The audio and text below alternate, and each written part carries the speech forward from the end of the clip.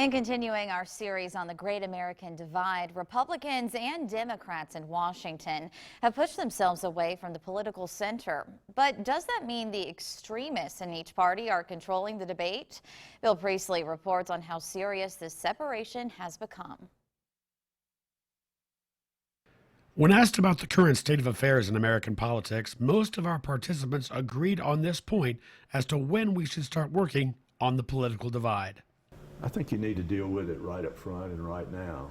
The country's in trouble because of this divide. I would say, if ever there were a moment where Americans need to at least be tolerant of each other and ideally love on each other regardless of political differences to move the world into a better tomorrow, that would be now. However, the reasons suggested for working on it now showed some diversity. If your political leanings kind of based on your sense of morality, if they have ideas different than yours, then it does almost strike you as immoral. And the problem is we're not making any effort to see what we can learn from the other perspective. In the course of this battle that's going to happen, we need to have a conversation about how do we bring all this under control a little better than it is. Others argued that what people see as a divide might not always be so. The problem is not Democrat, Republican as such, in the truest sense.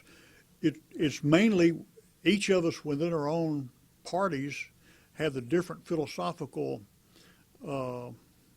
pieces of a coalition. And one other respondent added the ultimate warning given for the gridlock in Washington.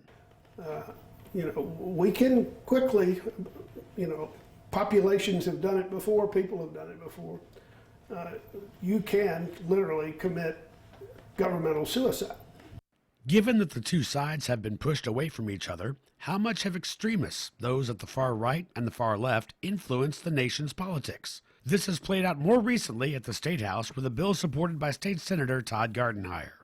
The last 5 or 6 years I've been promoting a bill to help give children of undocumented parents, whether they're undocumented or whether they're a U.S. citizen, ability to go to college and to pay in-state tuition like everybody else to get these kids educated, because it touches the issue of immigration. Nothing gets done. And a huge divide, even up here in Nashville, over that one issue that should be a no-brainer. JOANNE Favors has seen similar things happen to issues that, in her opinion, have been vaulted to the front of the line when they really aren't that important. Women have always had abortions, and they always will. We've made that a major political issue, and it's more people needing pension benefits than it is people having abortions. Dr. Michelle DEARDORFF says that extremists aren't controlling the debate, but they are framing it. If you frame the abortion as the question, is abortion right or wrong?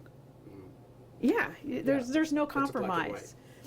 But if you frame it as, how do we make abortions occur as infrequently as possible? And you just frame it differently. So then the question is, what kinds of policies could we agree on that would make abortions unnecessary under most circumstances? It's also easy to see extremists advocating for the destruction of the opposing political party. I think if either the Republican or Democrat Party thought the other one was going to disappear, there'd be panic.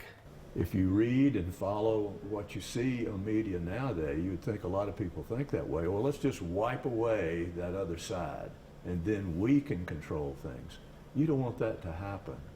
But that doesn't mean that extremists should be ignored completely. I think you want those voices, because sometimes we get it wrong. Sometimes in compromises, we are violating values that we hold, and people on the extremes can remind us of it.